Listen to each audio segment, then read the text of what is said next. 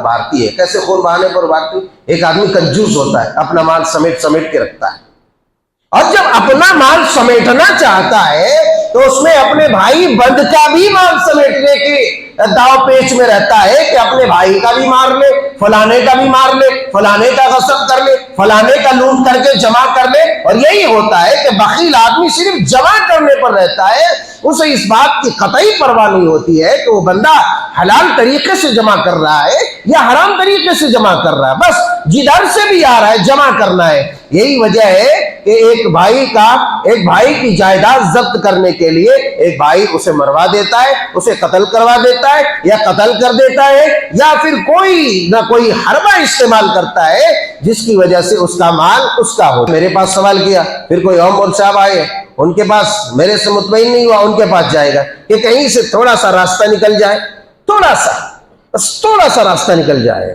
اللہ والو، اگر بتا دیا گیا قرآن و حدیث کی روشنی میں، کتاب و سنت کی روشنی میں، تو پھر بس بات ختم ہے۔ اب وہاں پر سرنگ مت کرو، کوریدو مت، اس لیے کہ شریعت کسی کے تخیلات سے بدل نہیں جاتی، کسی کے نظریات سے مسائل تبدیل نہیں ہوتے۔ تمہارے نظریات تمہارے پاس ہے، شریعت کے جو لاجک ہے، شریعت کے جو نظریات ہے، وہ اپنی جگہ پر مسلم و محقق ہے۔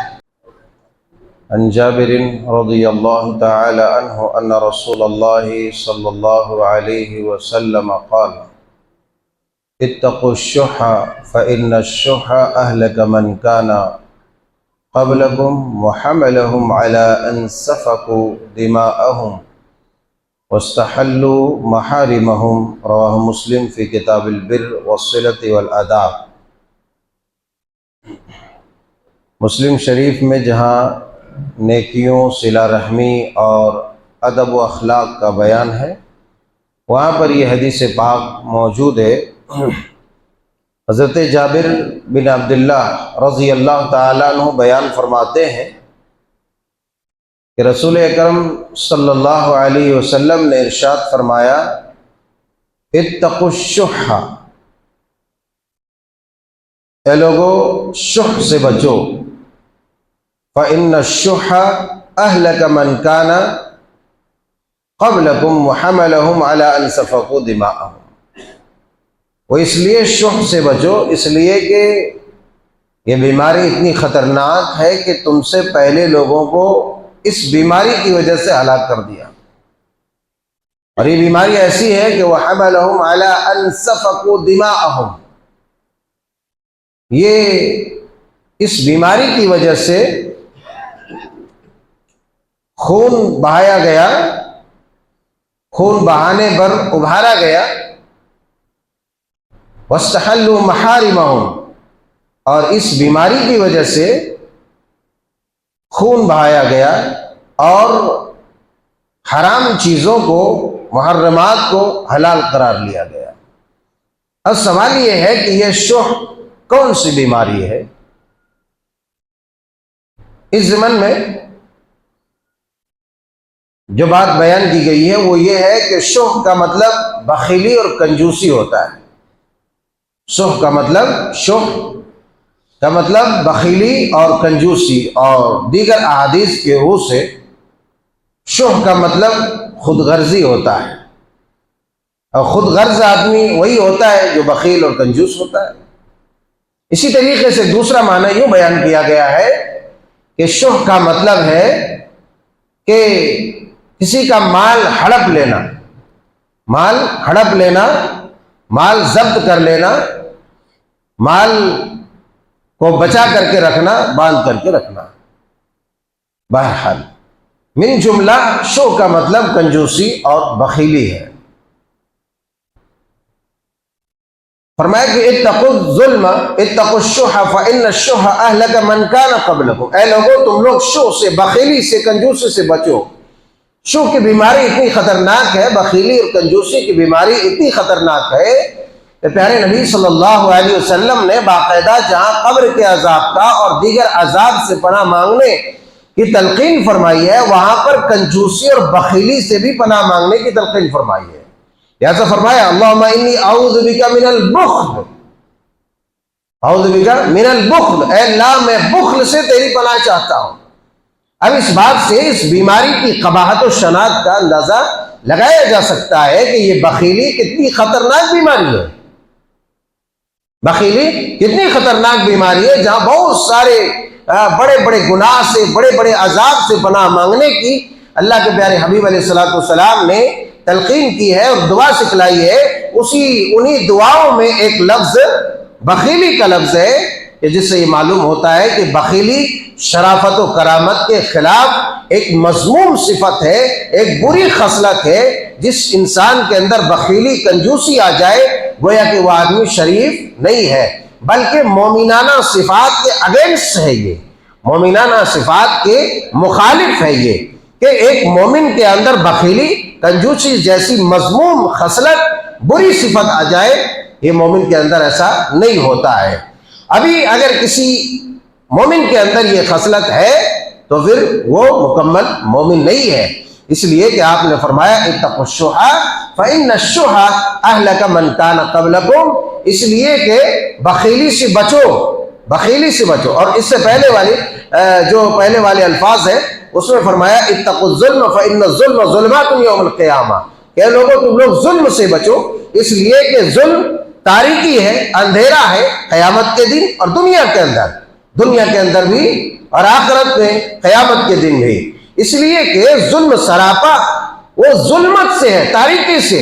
اب اگر کوئی انسان ظلم کرتا ہے تو اسے یہاں بھی ظلمتوں کا سامنا کرنا پڑتا ہے، تاریکی کا سامنا کرنا پڑتا ہے، اور پھر طرح طرح کی مار اس کے اوپر نازل ہوتی ہے. اور قیامت کے دن پھر اللہ تبارک و تعالیٰ اسے ظلمت کی سزا دے گا. اور آپ جانتے ہیں کہ جب پل صراط سے انسان گزرے گا تو وہاں انسان کو، مومنوں کو، مسلمانوں کو روشنی کی ضرورت ہوگی. اور وہاں جب منافق لوگ وہاں سے گزریں گے تو اپنے مومن بھائیوں سے پکار کر کہیں گے او ذرا رکو، ہمیں بھی اپنے نور اور اپنی روشنی میں چلنے دو. تو معلوم یہ ہوا کہ قیامت کے دن یہ ظلم انسان کے اوپر تاریکی لائے گا.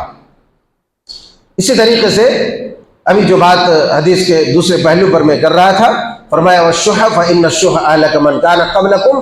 اب اس بات سے بھی حدیث پاک کا اندازہ، اس کی اہمیت کا، اور اسی طریقے سے بخیلی، کنجوسی، سیلفش، خود غرضی کی قباحت کا اندازہ لگایا جا سکتا ہے کہ ایک بیماری کی وجہ سے، خصلت کی وجہ سے قتل و غارت گری کا سما پیدا ہو جائے.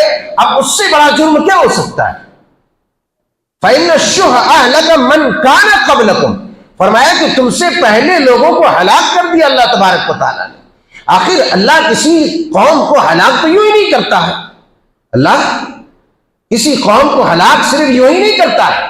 آپ پوری تاریخ اٹھا کر کے دیکھیں، جو امم سابقہ کی تاریخ ہے وہاں پر صرف اللہ تعالیٰ نے شرک کی بدولت کسی بھی قوم کو ہلاک نہیں کیا، بلکہ شرک کے ساتھ ساتھ کوئی نہ کوئی ایسے گھناؤنے جرائم میں وہ لوگ پڑے رہے، گھناؤنے جرائم کے ارتکاب کیے رہے، جس کی پاداش میں اللہ تبارک و تعالیٰ نے ان قوموں کو ہلاک و برباد کیا اور تباہ کیا. اب شرک کے ساتھ ساتھ جس قوم کے اندر شح کی بیماری آ جائے، بخیلی کی بیماری آ جائے، کنجوسی کی بیماری آ جائے تو یہ مہلکات میں سے ہے، ہلاک کر دینے والی بیماری میں سے ہے. یہی وجہ ہے کہ آپ نے ڈرایا اپنی قوم کو، اپنی امت کو، کہ تم سے پہلے لوگوں کو اس بیماری کی وجہ سے ہلاک و برباد کیا گیا، اس لیے تمہیں خبردار رہنا چاہیے.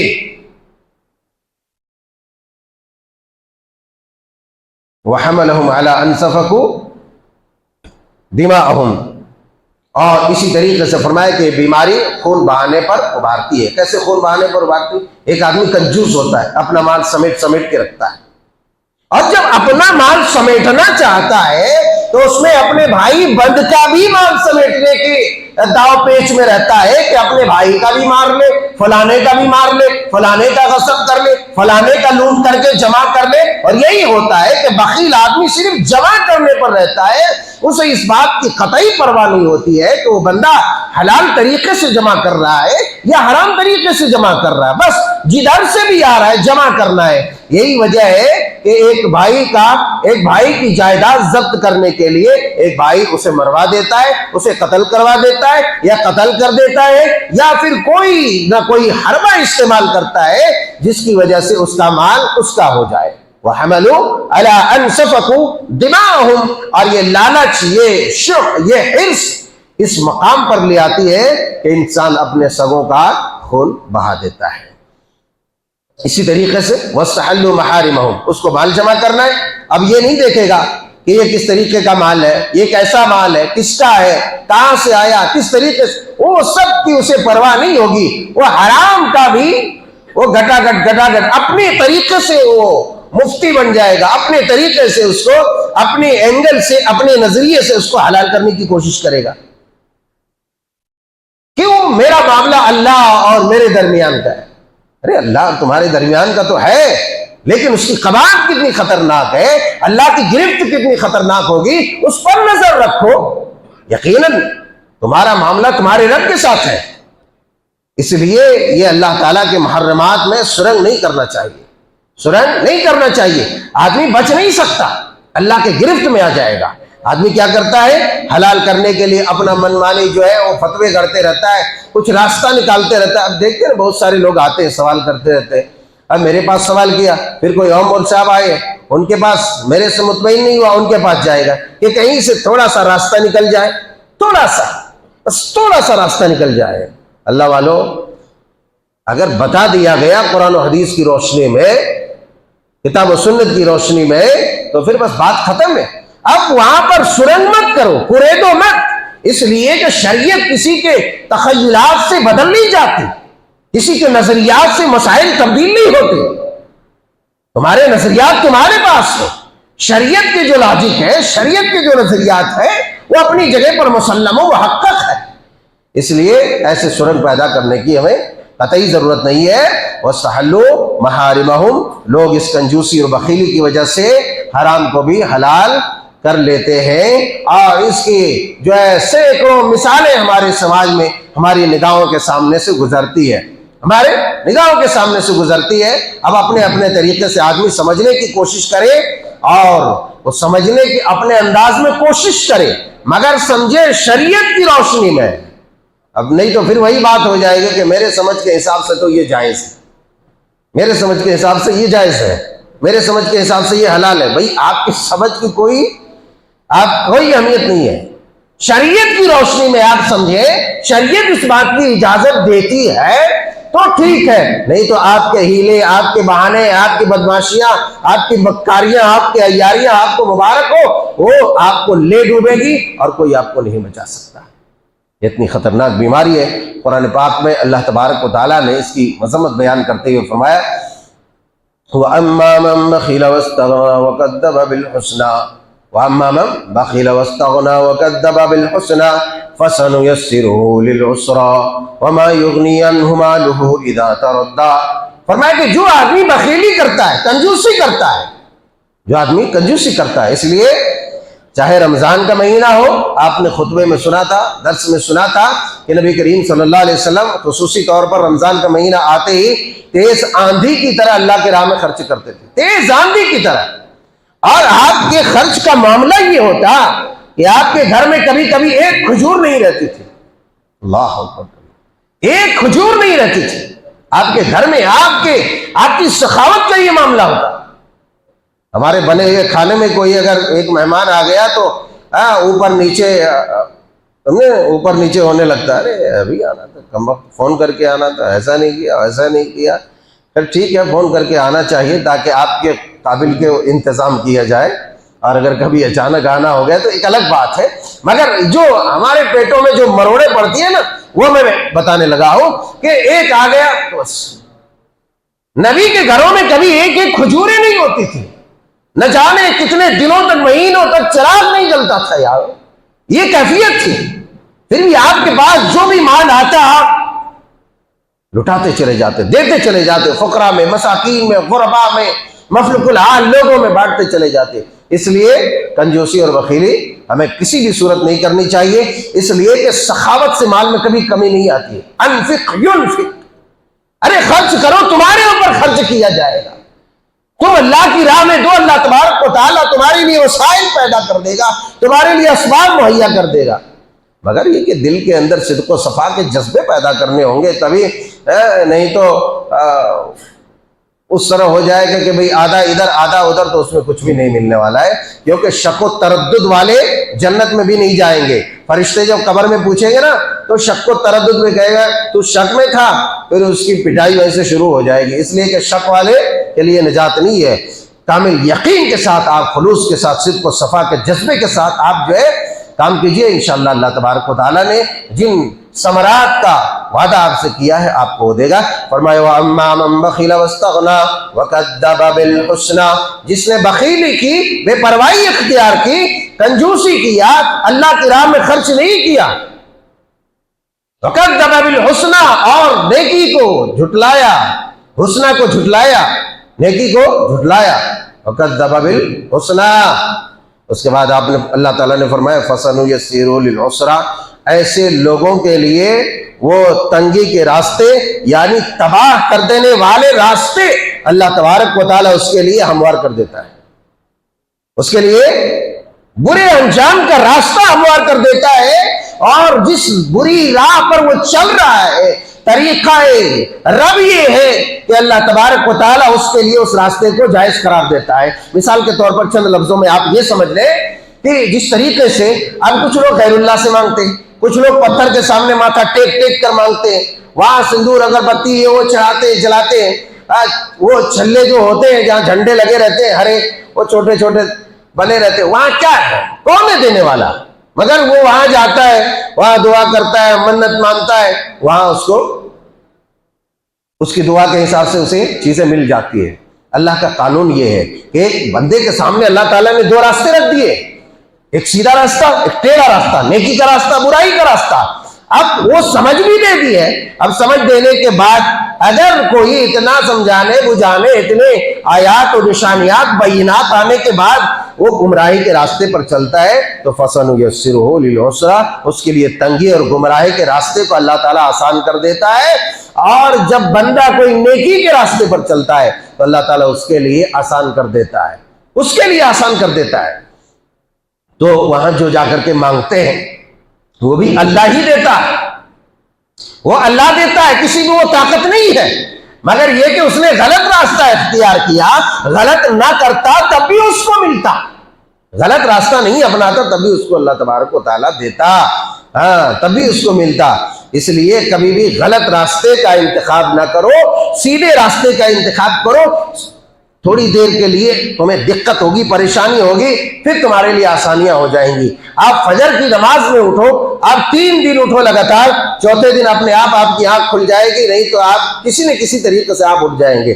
یہ آپ کے لیے اللہ تعالیٰ نے راستہ ہموار کر دیا۔ کسی بھی آپ راستے پر چلیں، کبھی آپ کوئی کتاب پڑھتے ہیں، ہم ہی لوگ پڑھتے تھے، پہلے ایک کلاس میں پڑھتے تھے، دوسری کلاس میں لگتے تھے اتنی موٹی موٹی اتنی بڑی بڑی کتابیں کیسے پڑھیں گے، ارے سمجھ میں آئے گی کہ نہیں آئے گی، بڑی بڑی کتابیں حدیثوں کی اور جو ہے لغات کی، جو ہے گرامرس وغیرہ کی بڑی بڑی موٹی موٹی کتابیں، پہلے حواس باختہ ہو جاتے تھے، پھر بڑے لڑکے سمجھاتے تھے ارے کچھ بھی نہیں ہے، جب آؤ گے وہاں پڑھنا شروع کرو گے اپنے آپ سمجھ میں آ جائے گا۔ تو اسی طریقے سے جب اس راستے پر چلو گے اللہ والو، اللہ تبارک و تعالیٰ وہ راستہ آسان کر دے گا۔ پھر فرمایا کہ وَمَا يُغْنِي عَنْهُ مَالُهُ إِذَا تَرَدَّىٰ، وَمَا يُغْنِي عَنْهُ مَالُهُ إِذَا تَرَدَّىٰ، یہ جو بندے خدا نے مال بچا بچا کر کنجوسی کر کر کے بخیلی کر کر کے رکھا ہے، جب یہ مال اللہ تبارک و تعالیٰ اسے اوندے منہ جہنم میں ڈالے گا، ہلاکت کی گہری کھائی میں گرائے گا، تو ما یغنی عنہ مالہ، اس کا یہ مال اسے کوئی کام نہیں دے گا، اس کا وہ مال اسے بے نیاز نہیں کرے گا، اس کا وہ مال اس کی حفاظت نہیں کرے گا جب وہ اوندے منہ جہنم میں ڈالا جائے گا۔ اللہ اکبر کبیرہ۔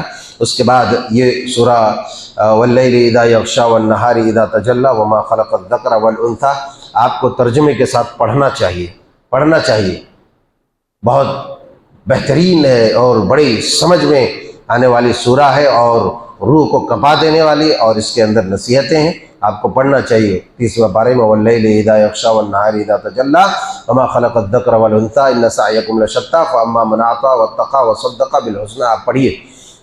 بہرحال خلاصہ کلام یہ ہے کہ کنجوسی اور بخیلی انتہائی بری اور مذموم صفت ہے، ایسی صفت ہے جس سے اللہ کے نبی صلی اللہ علیہ وسلم نے پناہ مانگنے کی خصوصی تلقین کی ہے، جس کی وجہ سے اللہ تبارک و تعالیٰ نے امم سابقہ کو ہلاک و برباد کیا، جس کی وجہ سے آدمی اپنے بھائیوں کا، لوگوں کا خون بہا دیتا ہے، جس کی وجہ سے حرام کو بھی حلال سمجھ بیٹھتا ہے اور اپنے آپ کو ہلاکت کی گہری کھائی میں ڈال دیتا ہے۔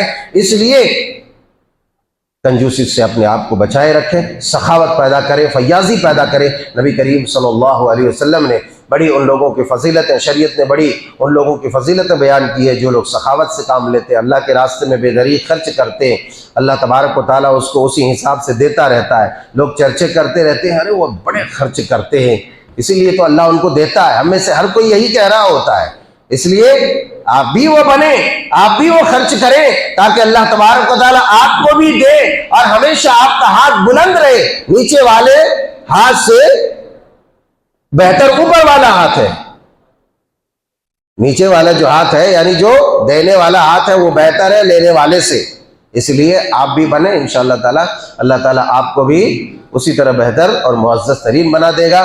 اللہ رب العزت ذوالجلال والاکرام سے دعا ہے کہ یہ جو بخیلی ہے، جو ہر طرح کی دشمنی، عداوت، بغض و عناد کا ایک طرح کا ذریعہ ہے، ایک طرح کا ذریعہ ہے۔ آپ دیکھتے رہتے ہیں بہت سارے لوگ، ارے کمبخت بہت نمازیں پڑھتا ہے مگر کنجوس ہے، کنجوس ہے، بہت نماز پڑھتا ہے مگر کنجوس ہے، ایسا بولتے رہتے ہیں، تو یہ اس کی مذموم صفت ہے جس کی وجہ سے نمازی ہونے کے باوجود بھی اس کو جو ہے گالی دلوایا جا رہا ہے۔ اس لیے ایسی مذموم صفت سے بچنے کی کوشش کرنا چاہیے۔ اللہ تعالی ہم سب کو اوصاف مذمومہ سے محفوظ فرمائے اور اوصاف حمیدہ کا ہم سب کو حامل اور عامل بنائے، اور جد و سخا کا ہمیں بھی پیکر بنائے، ہر طرح کے شر و فتن سے محفوظ فرمائے۔ آمین، تقبل یا رب العالمین۔